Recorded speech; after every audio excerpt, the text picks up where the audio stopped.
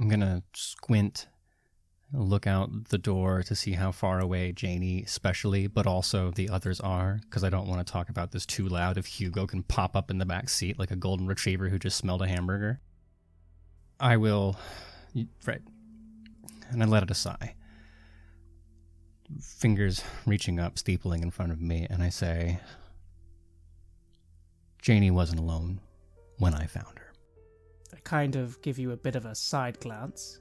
I just nod. Go on. Janey was there, but Janey wasn't there. There was something else. I'll just gesture up towards the heavens as if they are heavenly. We know they're not. That's why I got her out of there. At that moment, there's a rumble of thunder from the empty sky. I kind of look up, remarking, so much for a clear day. Sometimes it does that in the desert. Not very often. So what you're saying is that it wasn't just a case of Janey acting unusual. You're saying maybe there was someone driving behind the wheel. Yeah, I'm saying Janey wasn't acting at all. And based on what, I'll gesture towards where Barbara is no doubt lecturing someone about the difference between one kind of lava and the other, the smooth kind and the spiky kind or whatever, and say, what she said about all the 5 different people, they go on the mountain, they get struck by lightning, then they run off and do zany things, doesn't that sound... You know? Well, I won't lie, that's why I am interested. Although, just to clarify, Quinn, I'm interested because I'd like to make sure that maybe if it's something fucking bad, it fucking stops. It ain't right. I understand. Look, we're all in this for the same reason. We're gonna help somebody. Maybe more than one person, if we're lucky. Sure you don't know anything about that money, Quinn? I'd hate to find out that we weren't on the same page. Especially with a young, 17-year-old, highly confused girl. I look to Carol with, honestly, so much intentional honesty that it goes to suspicious and rolls over back to genuine again. I have no idea. Look, I know where you can get that kind of money, if you're the kind of person who needs that kind of money, but she hasn't said anything to me. Obviously, she doesn't remember. I wasn't there. You want to go down that road, we can find out, but... And I just make this face of, there are creepy things that aren't in the sky that we don't want to get close to. I lean off. I nod. I really just want to make sure that she's clearly fine now. I just want to make sure that there's nothing bad that's happened that's going to come and get her, because she doesn't deserve it. In the background, the two of you can see Hugo just kind of leaning against a vehicle and staring in Janey's direction. Just the very portrait of... I don't even know how you describe it. There's something of devotion and longing. Janey's oblivious at this moment, of course. Oh, it's like the scene in a Freddie Prinze Jr. movie where the girl comes down the stairs without her glasses on. Oh, it's viscerally upsetting. And I think Carol sees that when I notice the cute happening, it's just shut off. And that's back to the Quinn that you know. The distant Quinn. The Quinn that's like a lighthouse way out there in the distance. Mm-hmm. All right, off to slide backs. Yes, and as we do so, I just go back to Janey, look at the compass in my hand one more time, and I just say to Janey very casually, so, why don't you ask me where you think we should go next? Where do you think we should go next, Carol? I smile as I attempt to channel my oh-so-good inherent direction when someone asks me where they think they should go. I can hopefully give them a good answer. Make your roll. 39 under 70. What you should do is show that compass to Barbara. I kind of give Janey a bit of a look. You familiar with compasses? Not too old-fashioned for you? I go rock climbing all the time. I have to know how to read a compass. That's right, you do. You do, it's a good hobby. Why don't you show this compass to, Barbara, see what she thinks about it. Trust me. Okay. And I'll reach out and take the compass. Before I take it over to Barbara, is there anything that I can see that's, like, special about this compass? Like, why Carol would be asking me to show it to Barbara? Well, I mean, is there? Is this, like, your extremely gothic antique compass with a skull and crossbones embossed on it? Actually, it's very pedestrian, except it's one of those compasses that has, like, you know, underneath the compass part, a little bit of a geographic sort of locator thing. You know, the kind of thing that gives you, like, longitude, latitude, that sort of thing as it rolls along. All right, and are you going to follow along as Janey takes this to Barbara? I'll observe. I'm interested to see where this goes. But again, I can't interfere too much. That's not how it... I couldn't explain if I wanted, but it's just not how it works. Not how it works. Why are you bringing me this, honey? Carol said that I should just show this to you. I don't know why. I'll hold it out. Don't know why he would either. I mean, this is just your standard magnetic compass. Oh, it's a nice one. It's not one of the really high-end ones, but I like the longitude function. Although, there are areas around here where this will not give an accurate reading, including Thunderhead Mesa. It's a site of magnetic anomaly. Is it really now? That was one of the things that got me interested in it in the first place, is the magnetic anomalies of it. It could be that there is... could be that a meteorite that crashed into it ages ago got positively charged when it passed through the atmosphere. It could just be naturally occurring iron ore deposits. That's more likely because there doesn't seem to be any kind of impact crater. But yeah, there are spots. Well, here, and she pulls out her laptop and shows you an image. She's, got this map, and there is sort of a radian cutting through the southern end of Thunderhead Mesa with points radiating out to the south and southwest. And those points seem... And then there's another spot some distance away where there is, again, a sideways arc, and radiating out from it almost at a 90-degree angle is more of these lines. It almost looks like they line up. I wrinkle my nose, look at the map, and I just say to Quinn, "Where did you find Janey?" Oh, it was way, way south of this. Huh. Barbara, what does it mean that there's two spots? What's the science mumbo-jumbo about that? There's more than one magnetic anomaly.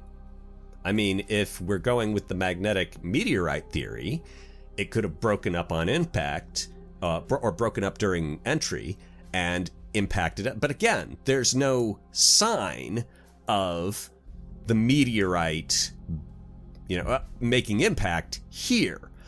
Although someone could have moved it, I suppose. There was a meteorite impact about, let's see, this would have been maybe 500 years ago, about 350 miles to the north.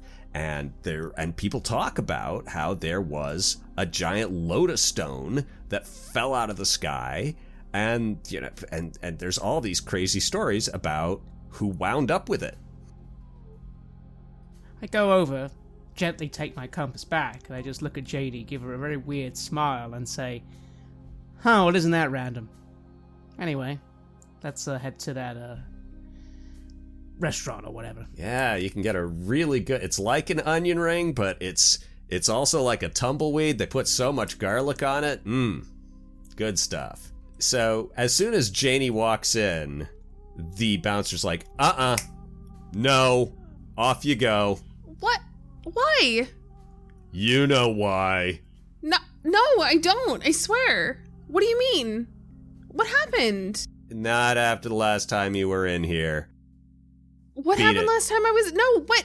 Your money's Listen, no good sir, here. I'm a private investigator. We're looking into the matter, and we brought this young lady here to clearly, make sure she, pays for what she done. But for our own records, we need to know exactly what she did. In your own words, sir. Threw mud at the band, yelled at them, created you'd call it a scene. I gotta say, she created a scene.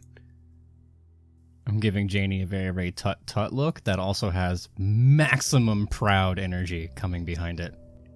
Do you happen to remember why I was doing these things? I don't know. You just showed up looking fresh off of a mud wrestling competition. The band started playing. You started yelling, "You suck. You suck so much. You suck so much it makes my heart sad." Then you started scraping mud out of your hair and throwing it at them and yelling, "Learn how to play the fucking guitar, you sucky, suck-ass loser." This may not be a verbatim quote, but that's the lines. And the guitarist was very unhappy with this.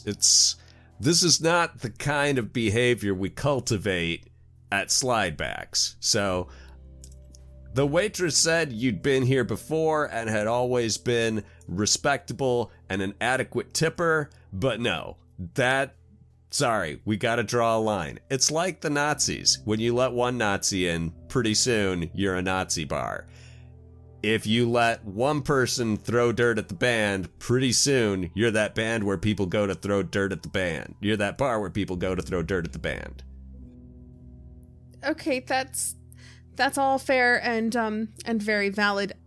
Just because I'd like to reach out and apologize. What band was playing that night? It was the Mississippi Mudhens. They came all the way here from Mississippi to have you call them talentless suck jobs. Did you happen to see where this young lady went after you kicked her out? Did anyone make sure she was actually clearing off, so to speak? We heard her peel out. I mean, look, she's on the wall of shame. I refuse to look. Actually, no, I do look. There is a bulletin board where Polaroid pictures are taken of people who are not allowed back in. Also, there's a section, do not accept checks from these people. And yeah, there's a Polaroid of you in your normal climbing clothes. And yeah, you are absolutely, it's the Coachella look. You are covered in filth and dirt, and your facial expression, the photo was taken as you were being manhandled away, and you just look feral. You look like if he hadn't been wearing that leather vest, you would have bitten a chunk out of the bouncer's shoulder. How is everybody in the group reacting to this photo of me? I honestly look very sympathetic towards you. I've seen that look on faces before, and I've made a point of not explaining the details to you, and I'm not going to start now. Hugo's like, and Barbara's like, I will, for the sake of your embarrassment, if we're dispersing or as we're leaving, I will ask the bartender or the doorman rather, if there's a fee of some kind that could be exchanged to remove the photo. And the bouncer looks you up and down and kind of, tilts his head to get the full view of the quality of your garments. It says $300. I've got that on me. You are now in possession of a feral photo of Janey. It's not, on face, it is a nice thing that I'm doing for someone who obviously does not want this to follow her around for the rest of her life. Also, Carol would understand that this is the kind of thing that if it lurks around, questions follow, and those who know seek. So, we can just quietly solve two problems at once. I will keep it, though, and as I'm leaving, hold it up to Janey and go, meh, and then put it into my pocket. And I'll give Quinn like a playful little shove. And just, oh my god, I can't believe you! Barbara's like, so, there's a lot of medical science that suggests changes to the frontal lobe can result in changes to personality, temporary or permanent. Have you heard of the case of Phineas Gage? Phineas Gage was a railway worker who was in the process of packing some dynamite into a construction thing, and it blew a piece of pipe through the front of his head, and miraculously he survived, but by all reports was not the same man, became much more coarse and violent. But you don't seem to be having that problem because, and it may just be that it was a brief electrochemical change in your neural patterns from which you've now, and she, patting your shoulder, patting it, from which you've now recovered. And she looks at the other, she says, and it's not like this never, and then she looks at those two and shuts up. I kind of frown. I look down the road. I'm trying to picture something. I'm trying to picture where we've been so far, this trail. Like, if you were going straight from the gas station to this restaurant from the KFC, what sort of roads have we been taking? Is it a very direct, short journey? Have we passed through any large areas of desert by this point? Some, yeah. The areas around Thunderhead Mesa are a lot of it is undeveloped. It's owned, everything's owned, mostly by small ranchers or people who really just want to be out in the middle of nowhere. But, yeah, there does not seem to be an obvious pattern yet to Janey's wanderings. What was the time she came to this establishment? Around sundown. So at this stage, Janey, you've hit your fast food joint, you've got your gas, you've got a whole bunch of interesting stuff, and then you came to this place, didn't like the band. Where the fuck do you go next? The parts of town that I know where you can acquire $10,000. That's way down in El Paso. That's not up here. Okay. So she didn't go directly from throwing mud at the band to securing her finances. Yeah. No. And what you can tell from the picture is that at this point she hadn't changed clothes. Well, okay, I know that I have a change of clothes that I got at some point. Question, when Quinn saw me, obviously was not in these clothes, was in the spaghetti strap and the skirt. Right. Did I look like I'd had a shower though? So I didn't look super filthy crusty from like head to toe except for the clothes. No, she looked good. She was put together. Okay. How are you going to try and get clues from the skirt and yellow tank? Check the labels. Does the skirt have pockets? Is there anything in the pockets? There's a little baggie of pills. Sure. Ibuprofen, like painkillers, right? Right? How are you going to find out what these pills are? You could probably do a search. There are descriptions, and so,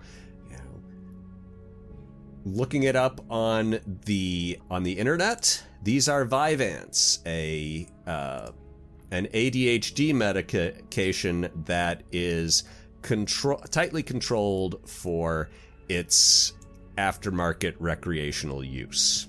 Was I somebody who had to regularly take Vyvanse Hell before? No. Okay. I'm going to approach. I see you rifling in the pockets. You pull out, and Quinn knows what that tiny baggie looks like. It's not a tiny baggie. It's a sandwich bag, but it's not very full. There's about 8 pills in it. Okay, so at first it's curiosity, and then it becomes horror when the pills are there. And in the interest, again, of protecting Janey's image, I would like to body block so Hugo can't see, and then either take them or tell her to put them back in there. And I will say to Janey, sometimes we don't want to ask those kinds of questions. Janey, I'm running out of questions to ask. Yeah? Is this you? Hugo says, and he's pulled up a crime calendar entry reporting the theft of a pink skirt and yellow tank top from a YWCA. It's reported as vandalism that somebody went into the Y, kicked a locker and pried it open and stole clothes, apparently after showering. That explains why I was clean when I had those clothes. It's very likely, Hugo, just based on... Yeah, well, you didn't know what you were doing. You were electrified. Yeah. Yep, that's a really good word for it. I mean, we could find the woman whose clothes they were and, give them back? Or not. I mean, she might not even want them back. Yeah, that's kind of how I feel about it. Where is this gym? Can we find out where this gym is in particular? It's a crime calendar. You can find it easily. Is it nearby? It's not far. It is closer to El Paso. I kind of sigh a little, and I'll just say to Quinn, seems to me then that's another little bit of a trail eventually heading to El Paso. Yeah. Which is where you met her on day 6. What you've established, day 1, hit by lightning, drove to KFC. Day 2, went to the gas station and the bar. Got a shovel. Don't have the shovel anymore. Covered in mud at the bar. Angry and abusive. Day 3, blank. Day 4, kicks in a locker at a YWCA to steal a change of clothes. Day 5, blank. Day 6, friendly Freddy's with Quinn. The third day. No, because her behavior changed prior to that. My original thought was on day 2, she gets the shovel. On day 3, something happens, and then that's when the thing picked up. But she was already being angry and abusive at the gas station, so that goes that theory. On the crime calendar, do they have photos, or do they have any video clips or anything? No, it's just statements. Okay. This is petty stuff. This is vandalism. In a county where there is an ongoing struggle between the new Jalisco cartel and the Juarez cartel over who is going to be moving product north. So, vandalism, teen girl stays out too long, petty shoplifting, all that kind of stuff. If it falls in their laps, the cops will deal with it. But, the fact is, when your parents went to the sheriff, he told them, she'll probably be back in a few days, and a few days later, you're back. Another question has arisen for me. The bag of pills that Janey had, hypothetically, if I were to buy a fuller bag of those pills, would it cost, you might say, around $2,000? If you got gouged pretty bad. To say, if you were a naive 17-year-old white girl in the wrong part of town. You have a hard time picturing how that would play out. It would work in theory, but, the outcomes of naive white girl in the bad part of El Paso with, thousands and thousands and thousands of dollars of cash doesn't usually produce the output, gets anything in exchange for money, or keeps any of her money, or the other likely output is no one twigs to the fact that she has it, because generally people don't roam around with $8,000 in cash. Yeah, I understand the danger. I also understand she wasn't driving, and based on the person throwing mud, I mean, God knows what was inside of her. So I had wondered for a moment if we might find a dead drug dealer with $2,000 and Janey's fingernail marks in his eye sockets just based on what was in her head. But it's good to know that it's not as bad as I think it can be. Well, yet. in your experience, these sorts of tourists tend to want to do touristy stuff, and you can tell what their drives are from what they do, because who's going to stop them?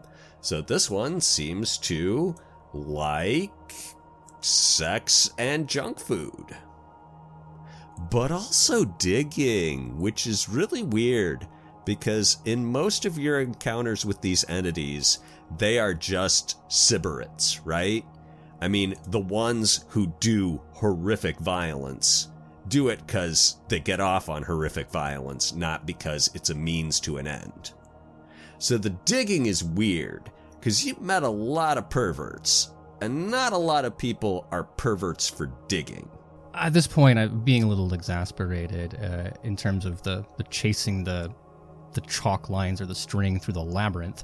I will say, one, I have given Jane her phone back because she's 17, and 17-year-old girls love their phones.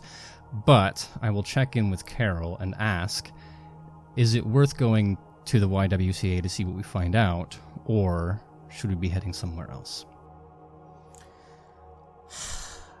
I'll be honest with you, it does seem as if we're following a breadcrumb trail that maybe has a final end. Maybe at this point it could be worth just skipping ahead a little. I mean, you found her in El Paso.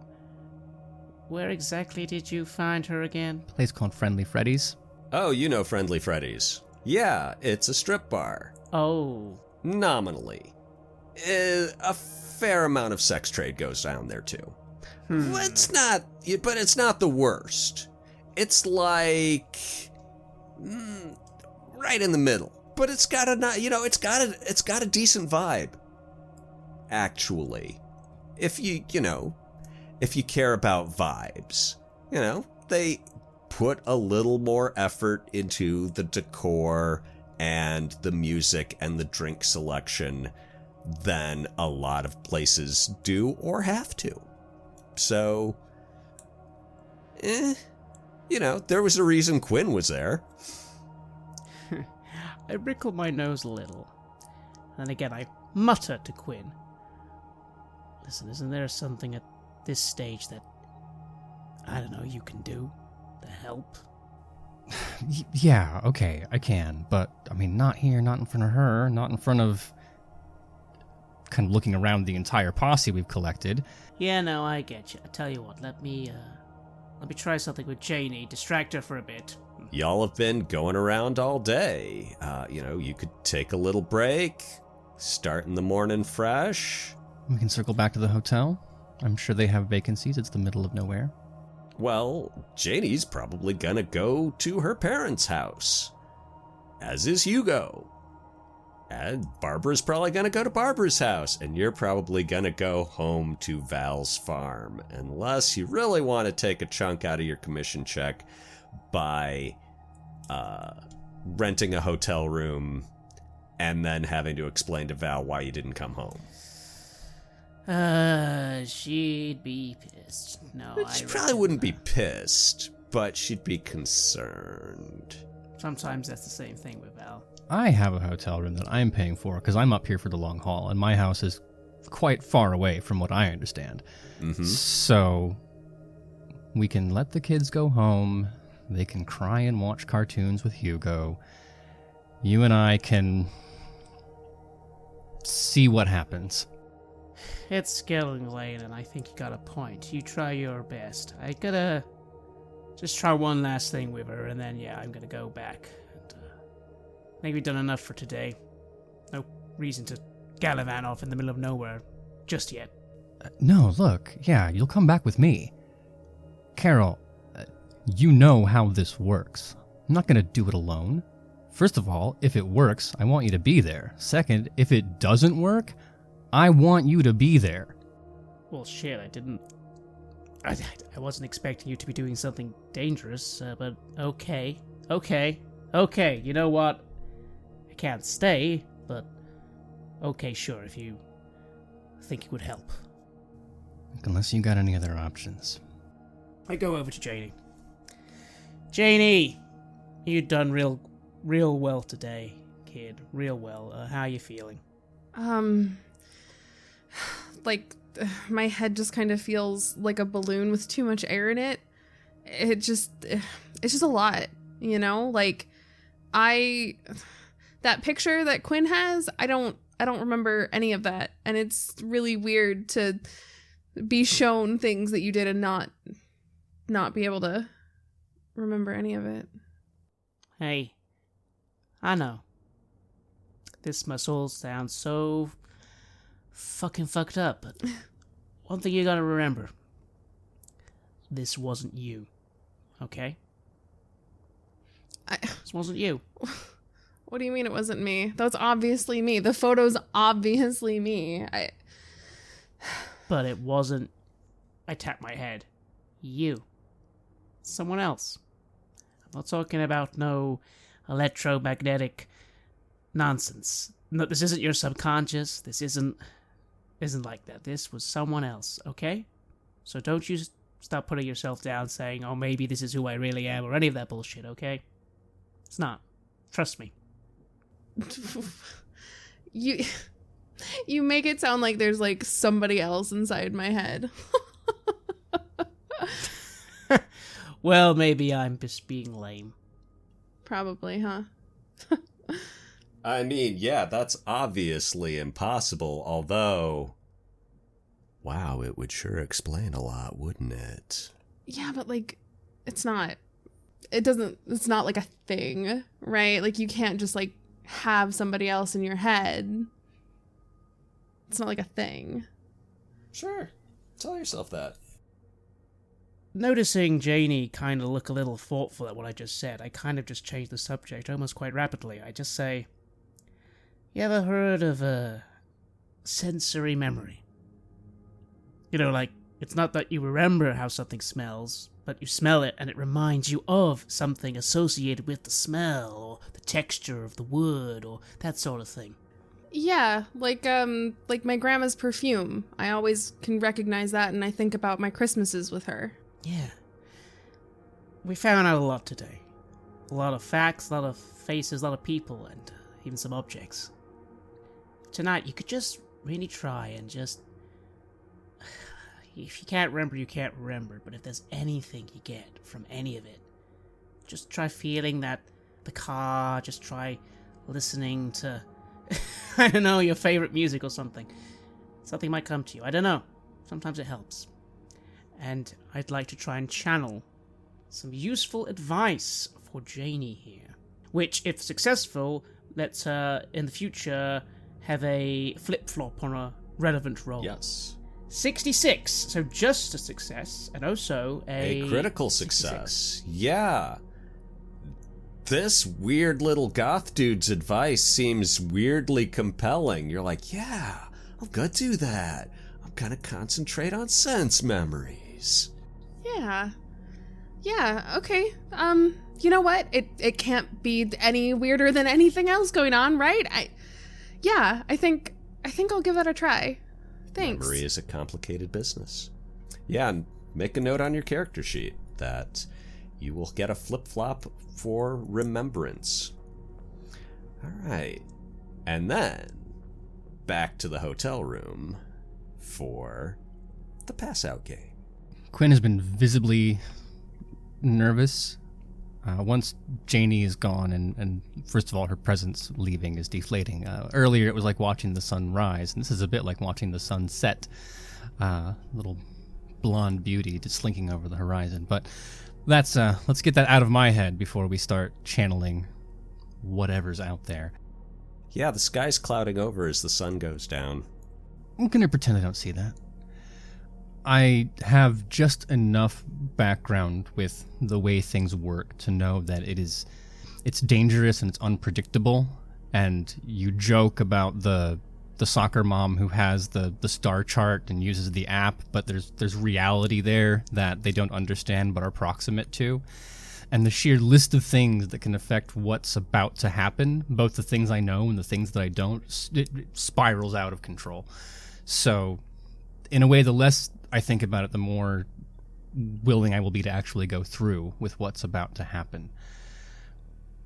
Carol, you are coming, right? Yeah. Sure, I wasn't sure if there was something you could do that was easy, but I guess that never really is. At least that's how Val tells me. It's never easy. Oh.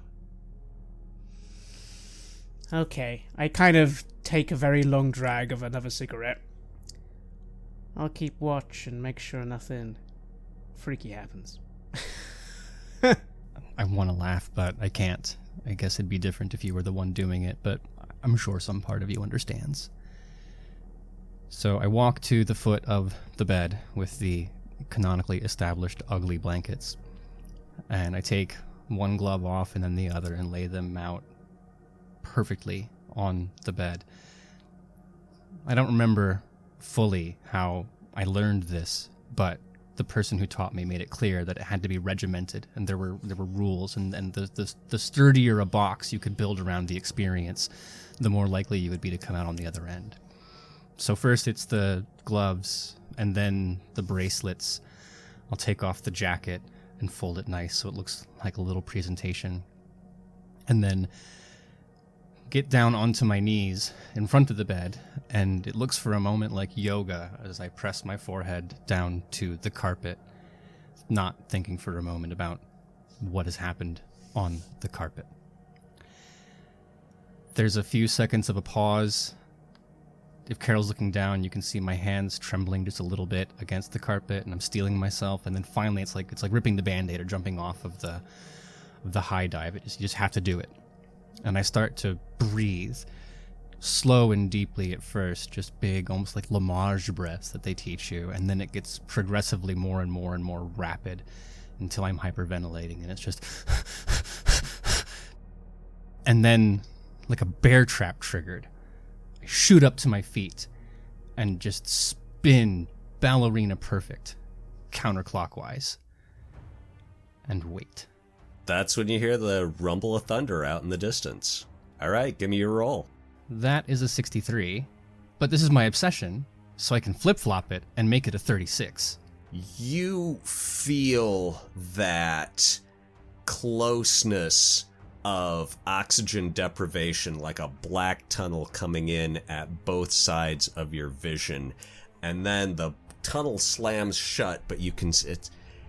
It's like you can't see a light at the end, but a different color of darkness, and you fly towards that as you feel your fingertips start to warm and tingle from the oxygen shock.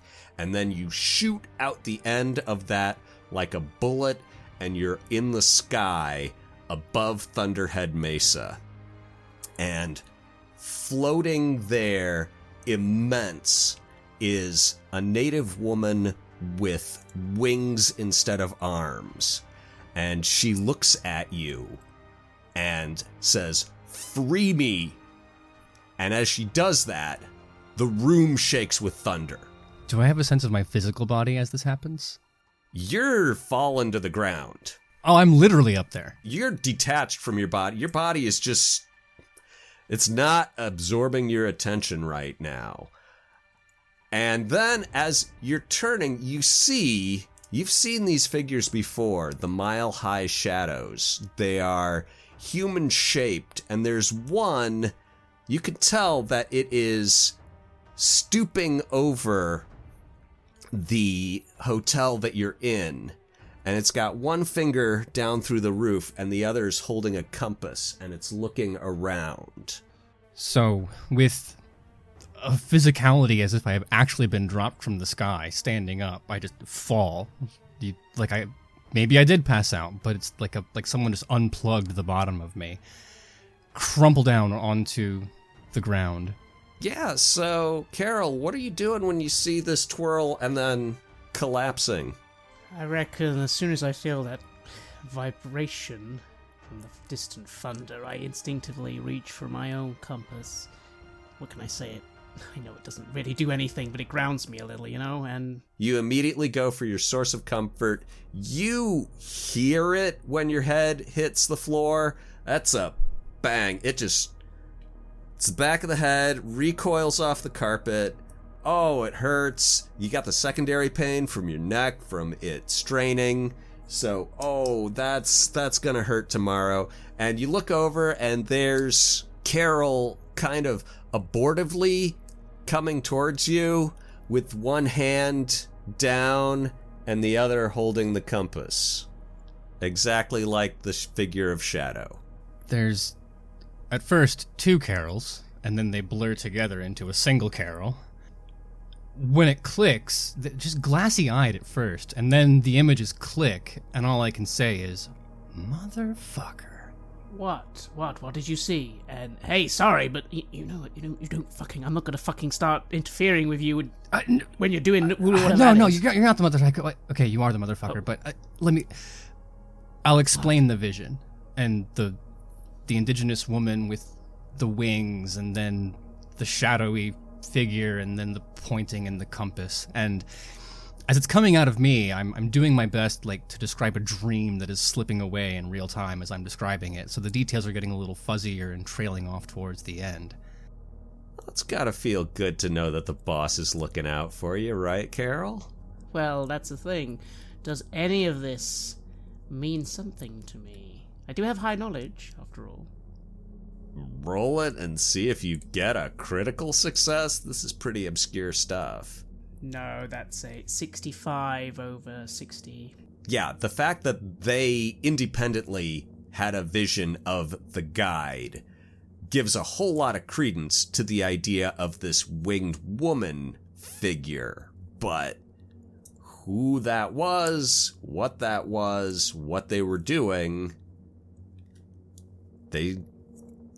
no connections yet. I'm staring at you like, this is your thing. I did this. This is the information you should know. You're the person who knows. Well, at the same time, I don't know everything, Quinn. Hang on. I quickly go to grab a pillow, some blankets, and I just, whether you want to or not, I force you down a little, just sit back. You just took a fucking, you might have some concussion. I'll look after you. I think this is the point when the pain connects and I go from excited open eyes to just wince. Yeah, no persuading me. Fuck. And there's a moment what happened? I know what happened. And you can just see me sorting the different memories and what's real and not in the brain, like when you defrag a hard drive. I didn't know what to tell you. I wasn't expecting you to see someone I think I'm supposed to know. But I don't know who this... I tell you what, though. Barbara might know. A woman with winged arms. She knows more than just the scientific stuff about that place. She has to. Yeah. This could be something. Free me. I don't like the sound of that. No, it sounds like something already was freed. Is there more freeing? Or you tell me, do you see the past, the future, the present? I don't know. Quinn is speechless and hates it. There are no words, and then it's followed by frustration, and then just defeat. And I'll just lean forward and put my temples into my hands, and okay, and then I think reflexively, just out of paranoia, I would like to use my demon detection, because I just did some magic and I want to make sure nothing followed me. Give me a roll. 59 under 60, just barely. All clean, boss. Excellent. And you can see me wiping my hands down my arms like I'm trying to get dust off of them or something, just making sure that little obsessive, okay, no, I'm me. You're starting to, it's like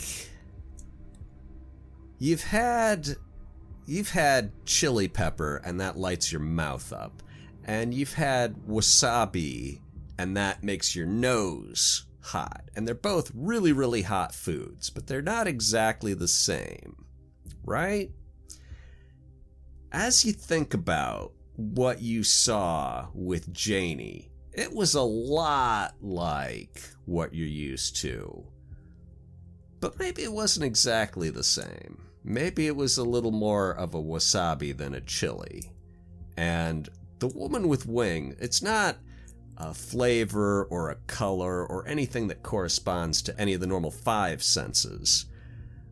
But yeah, there was some characteristic between the woman with the wings and what was overlaid upon Janey when you met her. I'm going to mutter out loud, I think, yeah, 17 years, dry-aged, nice white wine with notes of... and then just dribble out a failure of an explanation of the flavor. You trying to say something, Quinn? It takes seconds before I realize that someone else is in the room still, as I reel back and forth between my own brain and the conscious world. I said... Never mind, I think we're done here. I go to quickly grab Quinn a glass of water that I had actually poured from a pitcher from the hotel. You done enough. I'm sorry, that was a weird one. What was that stuff about twirling around? Was that part of the ritual? How's that work? Don't tell me. Secrets in the ankles, I'll whisper, just, again, to the room, disconnected. You get some rest. I'll go ask Val. She might know something as well. You know Val can see what Dirt has seen, but Dirt only retains its memory for about 2 days. So yeah, if you want her involved in this, you're gonna have to step pretty lively before the trail goes cold. In many ways, I'm just going to see if she even just knows about weird, winged guardians of the Mesa. I mean, she does care about the goddamn land, after all. I mean, she's got 1,000 stories. She's been here a while. If she's not just imagining things with the bread, it could be that you're not shacked up with a 50-year-old woman. You could be shacked up with a 70-year-old woman who's been eating magic bread for 2 decades.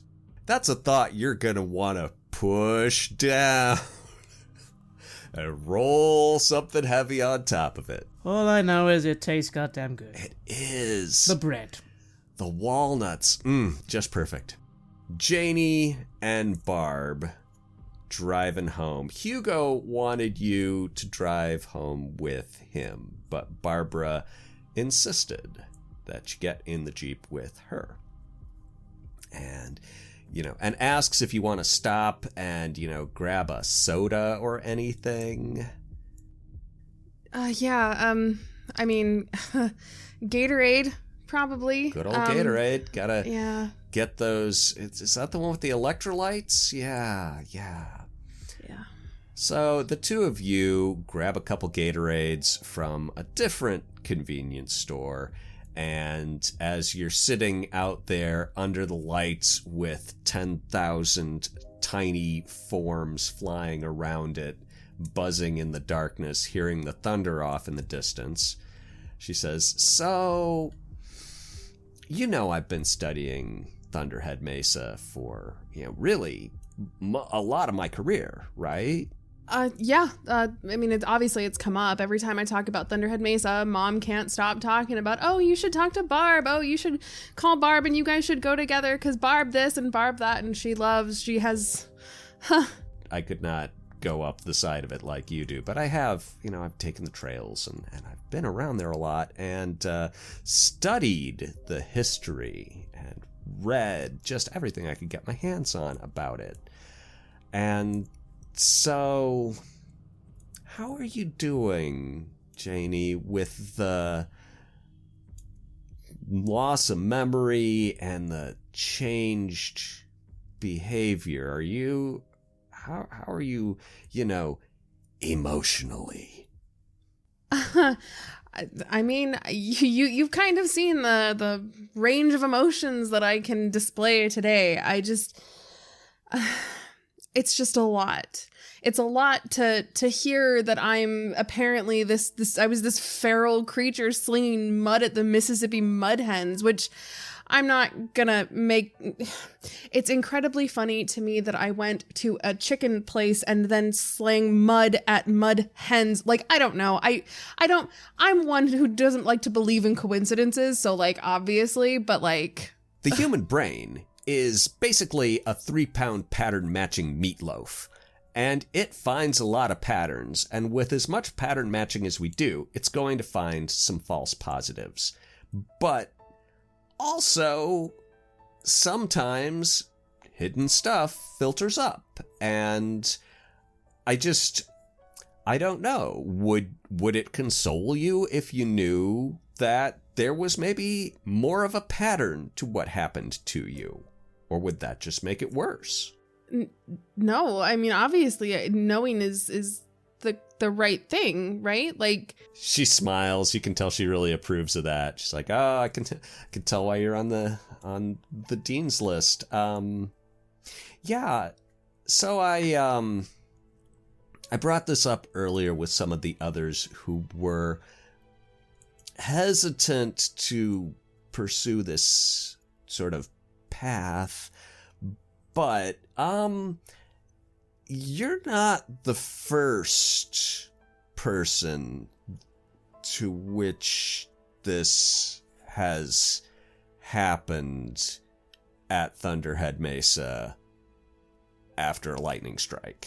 Like the same sort of pattern, or just like lightning strike and then odd behavior?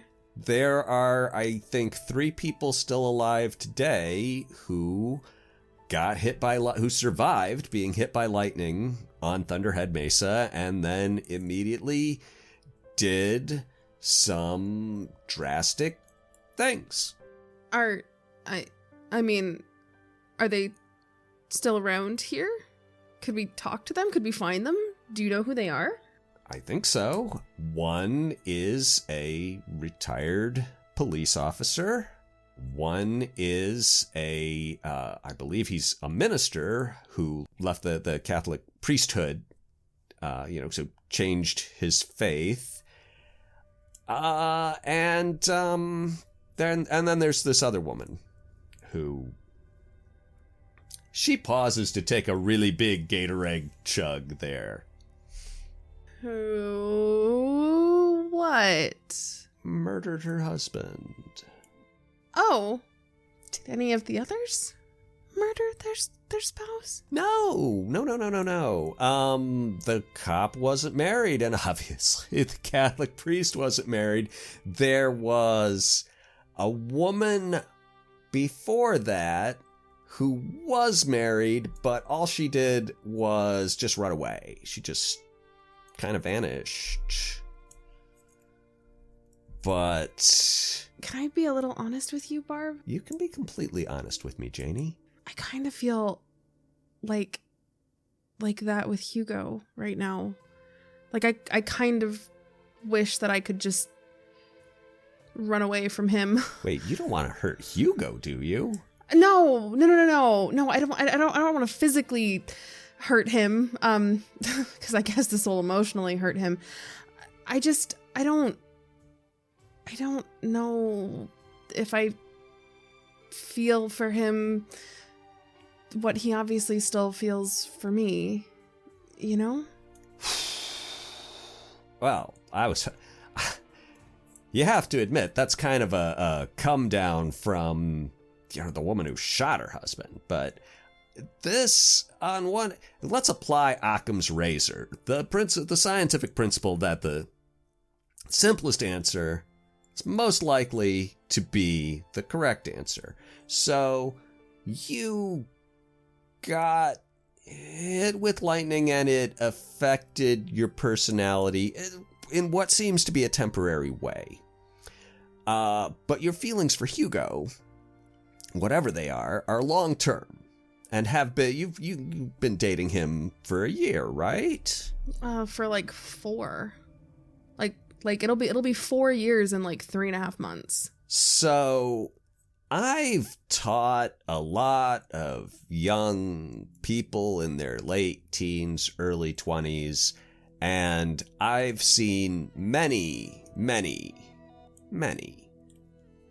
many heated relationships go cold or change or grow apart, and it seems to be a very, very, very common occurrence. I think applying Occam's razor, that may be what's more likely happening than you're feeling different about Hugo because of lightning. Of course. No, I mean, that it makes sense. The last year's been really, really hard with him off at school and me still in high school. It just... That long distance relationships are hard, even when you're older than 17. She takes another big drink. Sure. Okay, so me feeling this way about Hugo is probably not related to the lightning then? Well, let me ask you a question. If it's a long-term change, does its source really matter? You can only feel as you feel. You can't force yourself back into an emotional box, even if it was comfortable in the past, once you've outgrown it. Yeah, but one option might hurt less than the other. It might. I don't know what to tell you. I mean, look at me. I'm 45 and unmarried, so maybe not the best source of marital advice. Or maybe you're the best source of advice on that front. That's a cynical point of view for someone of your non-advanced years. Let's get you home. Get a good night's sleep. Don't worry about Hugo.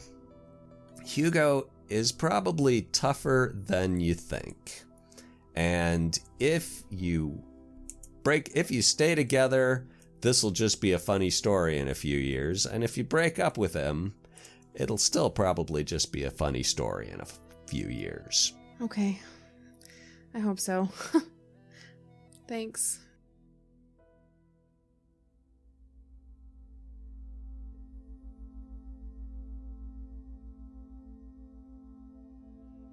You have listened to an episode of Red Moon Roleplaying, where we play the scenario Thunderhead Mesa for Unknown Armies 3rd Edition, published by Atlas Games. Joining us as players in this series are none other than Aaron Hammonds and V from Queen's Court Games, with Greg Stolze as our Gamemaster. The music was made by Atrium Carceri and was used with permission from their label, Cryochamber. Check out their website at cryochamber.bandcamp.com or their YouTube channel for some moody dark ambient for your gaming table. We also used the official Unknown Armies soundtrack by James Semple with permission from Atlas Games. We would like to give massive thanks to our champions of the Red Moon, Martin Heuschober, Nastasia Raulerson, Simon Cooper, David, Julián, Camilla, Bob Lange, Julián, Cameron, Xabier, and Antxon for their generous support. And you would of course also like to thank all of our other patrons. Without your support, the show would not be possible. If you want to support our work, please check us out on Patreon. You can get access to bonus campaigns for Cult of Divinity Lost and Coriolis there, as well as get early and raw access to all of our recordings. You can also hear your name read on the show as a champion of the Red Moon, as well as play Cult with us. Most importantly, that support is what keeps the show going, so do check us out there. Thank you again for listening, and remember, you are the cultist.